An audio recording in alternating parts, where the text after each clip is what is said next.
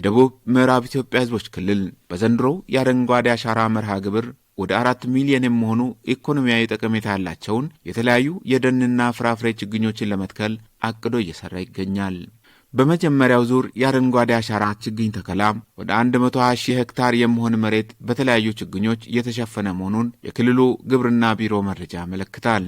ከክልሉ ደን አካባቢ ጥበቃና የአየር ንብረት ለውጥ ቢሮ ጋር በመተባበር ከተዘጋጀው 453 ሚሊዮን ችግኞች ውስጥ ወደ 4 ሚሊዮን የሚሆኑትን ለመትከል 3835 ችግኝ ጣቢያዎችን በማዘጋጀት ለተከላ የሚሆኑ የቅድመ ዝግጅት ሥራዎች መጠናቀቃቸውም ተጠቁመዋል። የክልሉ ደን አካባቢ ጥበቃና የአየር ንብረት ለውጥ ቁጥጥር ቢሮ በበኩሉ ከ123 ሚሊዮን በላይ ዘርፈ ብዙ ጠቀሜታ ያላቸውን የደን ዛፍ ችግኞች ዘር በማፍሰስ ከ98 ሚሊዮን በላይ የሚሆኑ ችግኞችን በማዘጋጀት የዘንድሮውን እንቅስቃሴ ለማሳካት ርብርብ እያደረገ ነው።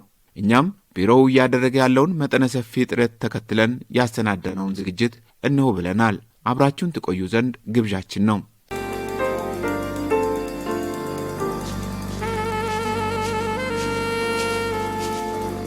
የደቡብ ምዕራብ ኢትዮጵያ ህዝቦች ክልል ደን አካባቢ ጥበቃና የአየር ንብረት ለውጥ ቢሮ በተፈጥሮ ሀብት ጥበቃና እንክብካቤ ላይ ትኩረት ሰጥቶ ከሚሰሩ ተቋማት በዋነኛነት ይጠቀሳል። ቢሮው ከክልሉ ተፈጥሯዊ ገጸ በረከቶች አንዱ የሆነውን የደን ሀብት ጥበቃ እንክብካቤና ልማት ላይ ከተለያዩ አጋር ድርጅቶችና ባለድርሻ አካላት ጋር በመተባበር እየሰራ ይገኛል። በክልሉ መንግስት የክልሉን ጸጋ በተለይ ተፈጥሮ ሀብቱን መጠበቅ፣ መንከባከብ፣ ማልማትና መጠቀም የምንችልበት ሁኔታ ላይ ኃላፊነት ወስዶ እየሰራ ያለ ተቋም ነው። ለዚህም ማህበረሰቡን በማስተባበር መንግስታዊና መንግስታዊ ያልሆኑ ድርጅቶችን በማስተባበር አብረን እንሰራለን። በተለይ ተፈጥሮ ሀብታችንን በአግባቡ እንድንጠብቅ ከሚያደርጉ ነገሮች መካከል አንዱ ነው።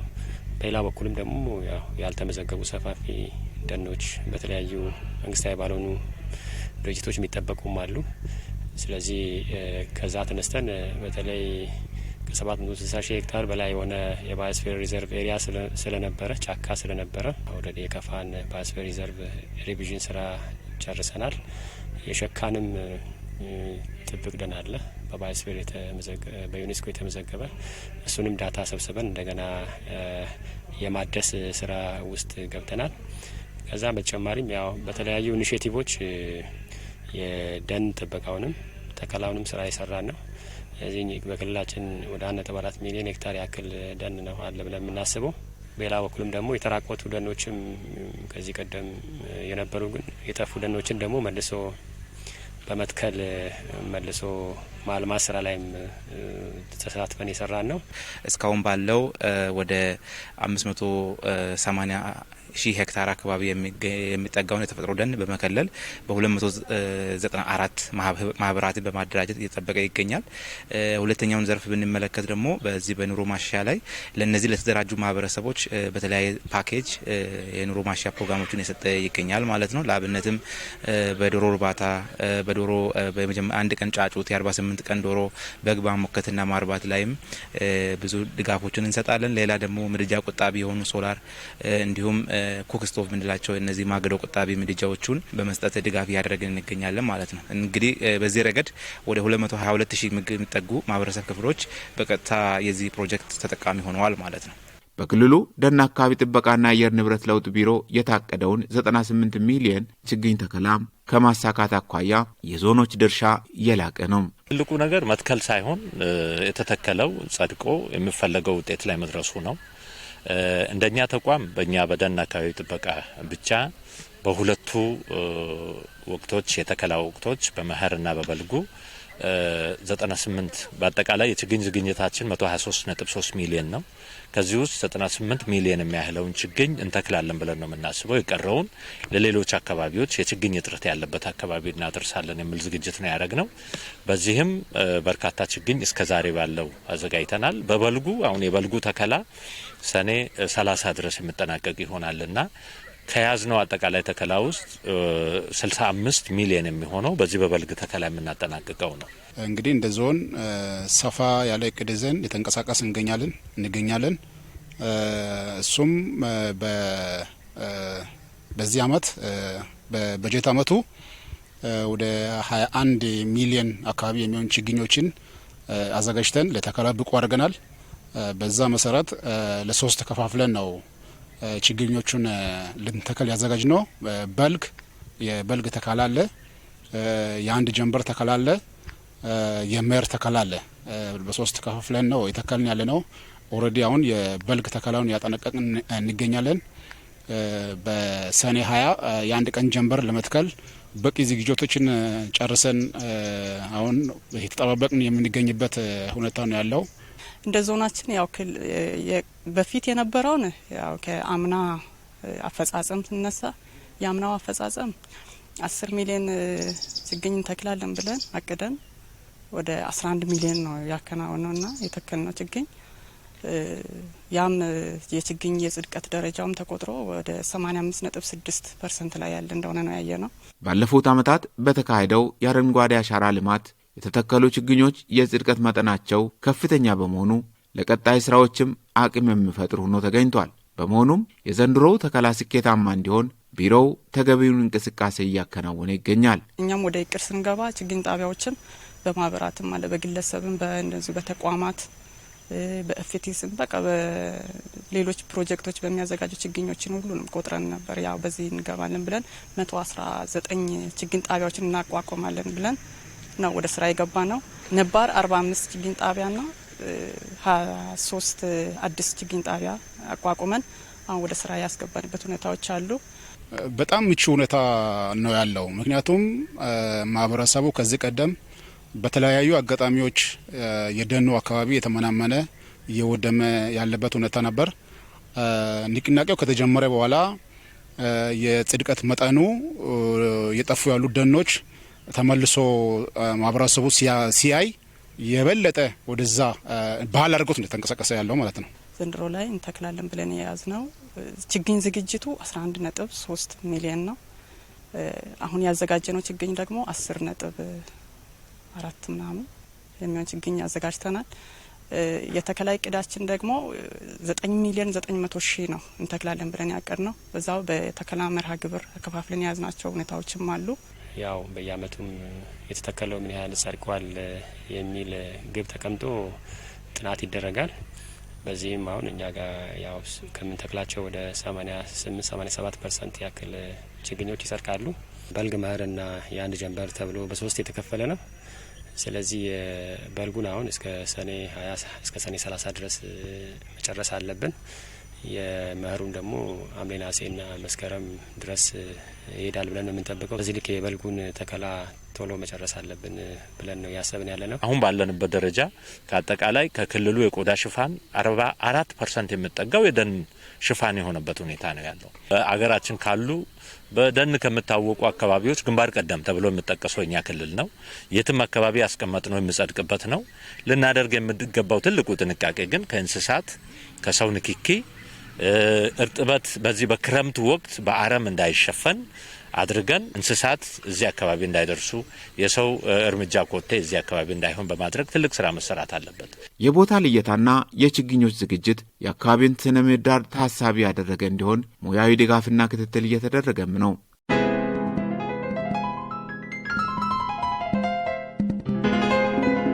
ሁሉም ተከላዎች ያው የራሳቸው ኤክስ ዋይ ኮኦርዲኔት ኖሯቸው በትክክለኛ መንገድ የሚጠበቁ መሆን ስላለባቸው ወደፊትም ከተከላው በኋላም ደግሞ የሚመጡ ጥቅሞች ካሉ አሁን ሪዛልት ቤዝድ ፔመንት የሚባል ሌላ አፕሮችም ስላለ ማንም ሰው የተከለውን በደንብ ተንከባክቦ አሳድጎ ቀጣይ የሚመጣ ጥቅም ካለ ከደን ጋር ተያይዞ የሚመጡ ጥቅሞችንም ለሚገባው አካል ለማድረስ ይመች ዘንድ የደን መረጃ በጣም ወሳኝ ነው። እነዚህ ስራዎች ሎኬሽናቸው በትክክል የማይታወቅ ከሆነ የት ቦታ እንዳሉ የማናቃቸው ከሆነ ብዙ ነገሮችን እንደ ሀገርም እንደ ክልልም እናጣለን። ከዚህ ቀደም ያለው ሁኔታ በጣም በሚገርም ሁኔታ እያሻሻለ የመጣበት ሁኔታ ነው የምናየው። እኛ ብዙ ሳይቶች ላይ ለመውረድ ሞክረናል።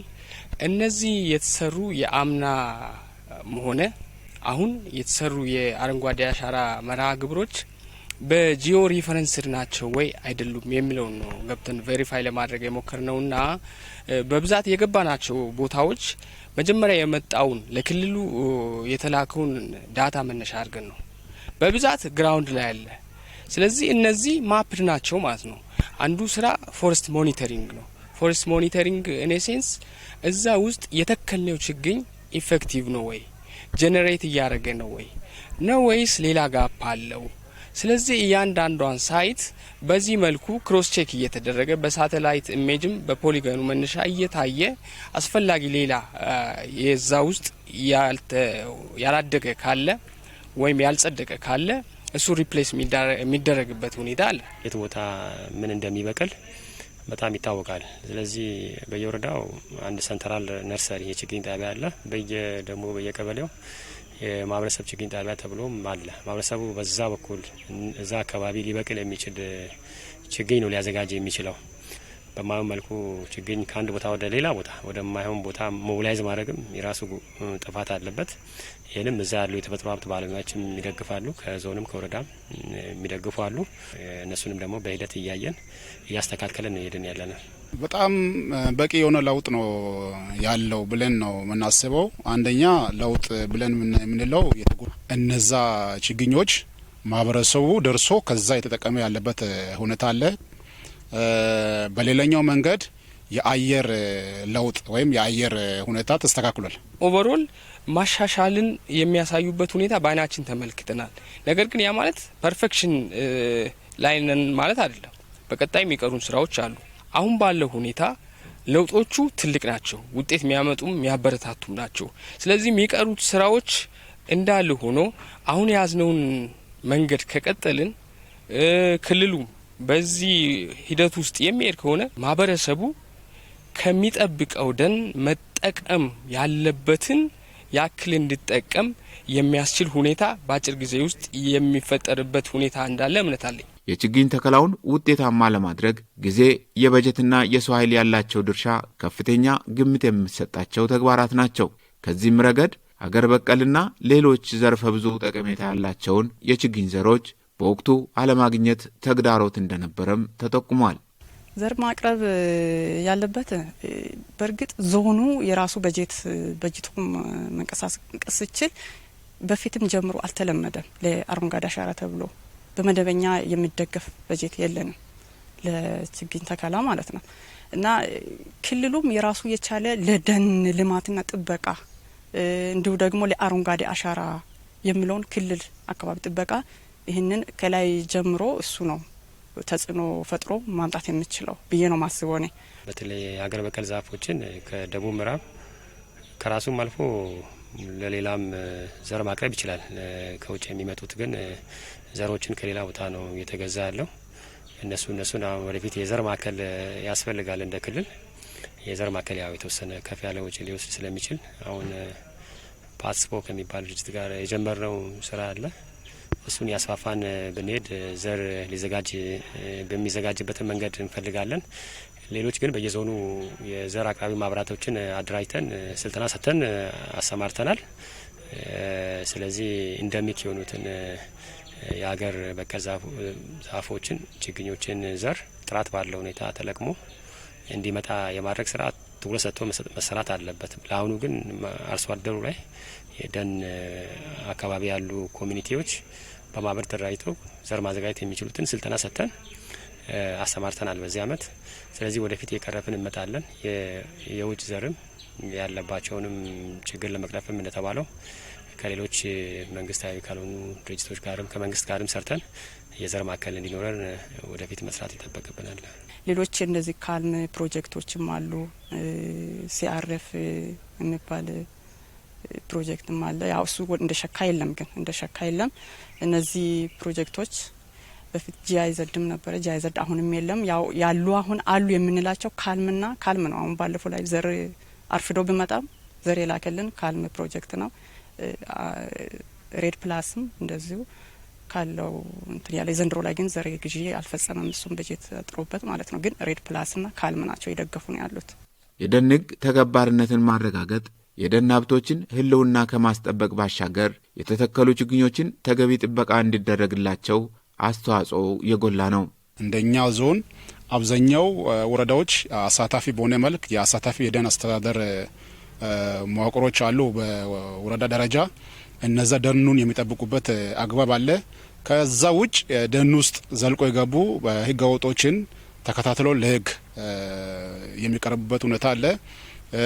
ያለ አግባብ የተወረሩ የደን አካባቢዎች በግብረ ኃይል ክትትል የተደረገ ደኑን የማስመለስ ስራዎች አሉ። በአሁኑ ሰዓት የደን መራቆት ሲገጥም አጠቃላይ የማህበረሰቡ ኑሮ ነው የተናጋ ያለው።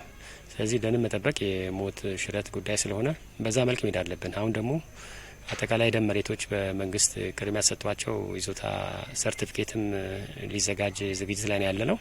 ከዚህ በኋላ ማንም ሰው ደንን በቀላሉ የደን ይዞታን የማይደፍርበት የተሰሩ ስራዎችም በቀላሉ የማይበላሹበትን ሁኔታ መፍጠር አለብን ተብሎ ከግብርና ሚኒስቴርና ከደን ልማት ጋርም በመሆን ሰርቲፋይ የማድረግ ስራ ልንሰራ ዝግጅት ላይ ስላለን ደን ህገወጥ ወረራ ላይም እንደተባለው ቀላል የማይባሉ ደኖች በህገወጥ ይወረራሉ። ስለዚህ በሁለት መልኩ ነው። በግብረ ኃይልም ሞታውን የማስለቀቅ ስራ የምንሰራባቸው አሉ። ደግሞ ፍርድ ቤትም ወስደን ተካሰንም በዛ ልክ የምናስለቀቃቸው አሉ። ስለዚህ በደን አዋጅም ደንብ ላይም የተቀመጡ ቅጣቶች አሉ። እሱን ቅጣቶችን ወደ ፍርድ ቤት ወስዶ የማስወሰን ደኑን የማስለቀቅና በነበረበት የመመለስ ስራ አንዳንድ ቦታዎች ላይ በጥሩ የሚሰራ አለ። አንዳንድ ቦታዎች ላይ ደግሞ ለስለስ ያለ አፈጻጸም ስላላቸው ያው ተፈጥሮን በጋራ መጠበቅ ስላለብን እነዚህ ጉዳዮች እልባት እንዲያገኙ በጋራ ለመስራት ከዚህ በፊት ያው ምክክር አድርገናል። አሁን መሻሻሎች ያሉበትም አለ። ደግሞ ቀሪ ስራ የሚጠይቁበት ዞኖችም አሉ። ስለዚህ እሱም እንደ ቀጣይ አሳይመንት አድርገን ነው የምንወስደው። ለተፈጥሮ ሀብት ተገቢ ጥበቃ ሲደረግለት የአየር ንብረት ሚዛን እንዳይዛባ በማድረግ ለግብርናው ክፍለ ኢኮኖሚ ምቹ ስነ ምህዳር በመፍጠርና ለሰው ልጆች ኑሮ ተስማሚ አካባቢን የመፍጠር እድሉ ከፍተኛ ነው። ስለሆነም በካርበን ይዘታቸው የተሻሉና ተጓዳኝ ጥቅም የሚያስገኙ ምርጥ የዛፍ ችግኞችን በማዘጋጀትና ቀጣይነት ያለውን የችግኝ ጣቢያዎች ለማቋቋም ትኩረት ሊደረግበት ይገባል። በፊትም ጀምሮ ይህንን ነገር እናቀርባለን። ምክንያቱም መደበኛ የሆነ ችግኝ ጣቢያ በመንግስት የሚደገፍ ሊኖረን ይገባል በሚል ለክልል ሁሉ ስናሳውቅ ነበረ። ያም እስካሁን ድረስ ምንም አይነት ነገር የለም። ግን አሁን ላይ የአዲስ የወጣ የደን መመሪያ አለ ደንብ እና በዛ ላይ የደን ውጤቶች ከደን ውጤቶች የሚገኝ የሮያልቲ ክፍያም ሆነ ሌሎች የደን ዝውውር ላይ የሚቆረጥ ካርኔዎች አሉ። የዛ ገቢ ለደን ልማትና ጥበቃ እንዲውል ተብሎ አሁን የተቀመጠ ደንብ አለ። በዛ መሰረት አሁን እስከ ታች ድረስ ተደራሽነቱ ካለ ከዛ ገቢ የሚሆነውን ለቀጥታ ለደን ልማት የሚሆን ከሆነ ራሱን የቻለ ችግኝም አዘጋጅቶ እንደዚሁ ሌሎችንም ስራዎችን ደንን በሚመለከት ለወደፊቱ ሌሎች ድጋፎችን ሳይፈልግ በራሱ ራሱን ይመራል የሚለውን ነው እኔ ማስበው። ማህበረሰቡ እስካሁን ይህን ተፈጥሮ ሀብት ጠብቆ ለማቆየት ላበረከቱ አስተዋጽኦ ተገቢውን ክፍያ ማግኘት አለበት ብለን እየሰራን ነው። የካርበን ክፍያ ስራም የምንሰራ ከሆነ ዛሬ የምናሳርፋት ነገ ለማህበረሰባችን ሀብት የምታመጣ ስለሆነ ነገ ለትውልድ የምኖረውን ጥቅም ታሳቢ ተደርጎ እያንዳንዱ ዜጋ የሚችለውን እንዲያደርግ መትከል፣ አሻራውን ማሳረፍ፣ መንከባከብ፣ እንዲጸድቅ ማድረግ እና ከውድመት መንከባከብ ነው። እሱን እያደረግን ደግሞ ጄኔሬሽን ለማስቀጠል ከስር ከስር የመትከል፣ የመንከባከብ፣ የመተካት ስራ እንሰራለንና ማህበረሰባችን እዚህ ላይ በጥንቃቄ እንዲደግፈን እላለሁ። አመሰግናለሁ። በነባሩ ባህላዊ እውቀት ተጠብቆ የቆዩትን አገር በቀል የደን ሀብቶች መንከባከብ፣ ማልማትና መጠበቅ ላይ ትኩረት ተደርጎ መስራት ከተጀመረ ወዲህ የአፈርና ውሃ ጥበቃ ስራዎች፣ የአየር ንብረት ለውጥና የምርታማነት ማደግ ትርጉም ባለው ሁኔታ ተጨባጭ ውጤት እየተመዘገበ ነው። የተገኙ ውጤቶችን አጠናክሮ በማስቀጠልና ድክመቶችንም ፈትሾ መፍትሄ እየሰጡ ከዘርፉ የሚገኘውን ኢኮኖሚያዊ ጥቅም ወደ ላቀ ደረጃ ማሻገር ይጠበቃል። በአንጻሩ ደግሞ ሊከሰቱ የሚችሉ ማኅበራዊ ጉዳቶች ሁሉንም የሚነኩ በመሆናቸው የተፈጥሮን ሚዛን የማስጠበቅ ጉዳይ የጋራ ሊሆን ይገባል እያልን የደቡብ ምዕራብ ኢትዮጵያ ሕዝቦች ክልል ደን አካባቢ ጥበቃና የአየር ንብረት ለውጥ ቢሮ በተፈጥሮ ሀብት ጥበቃና እንክብካቤ ዙሪያ እያደረገ ያለውን እንቅስቃሴ ተከትለን ያሰናዳነውን ዝግጅት በዚህ ቋጨን። ሰላም።